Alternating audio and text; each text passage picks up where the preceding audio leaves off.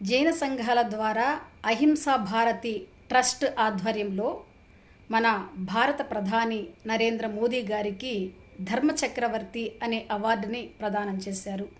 ఈ అవార్డును స్వీకరిస్తూ మన భారత ప్రధాని మోదీ గారు ఏమన్నారంటే, ధర్మచక్రవర్తి అనే ఈ అవార్డును స్వీకరించడానికి తాను అర్హుడని అని తాను అనుకోవడం లేదని, కానీ గురువులు పెద్దవాళ్ళు ఏదైనా ప్రదానం చేస్తే దానిని సంతోషంగా భక్తిపూర్వకంగా ప్రసాద బుద్ధితో స్వీకరించడం అనేది భారతీయ సంస్కృతిలో భాగమేనని, అందుకే ఈ ధర్మచక్రవర్తి అనే ఈ అవార్డును స్వీకరించి భరతమాతకు అంకితం చేస్తున్నాను అని మన భారత ప్రధాని మోదీ గారు తెలియజేశారు.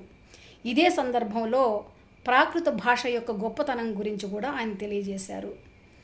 వర్ధమాన మహావీరుని యొక్క బోధనలన్నీ ప్రాకృత భాషలోనే ఉన్నాయని, అలాగే జైనాగమం కూడా ప్రాకృత భాషలో ఉందని ఆయన తెలియజేశారు. మన భారతీయ ప్రాచీన భాషలలో ప్రాకృత భాష కూడా ఒకటి అని ఆయన చెప్పారు.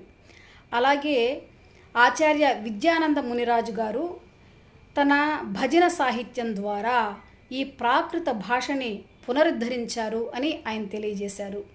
అందుకే గత వర్షం అక్టోబర్ మాసంలో ఈ ప్రాకృత భాషకి శాస్త్రీయ భాషా హోదాని కూడా భారత ప్రభుత్వం ప్రకటించింది అని ప్రధాని మోదీ గారు తెలియజేశారు.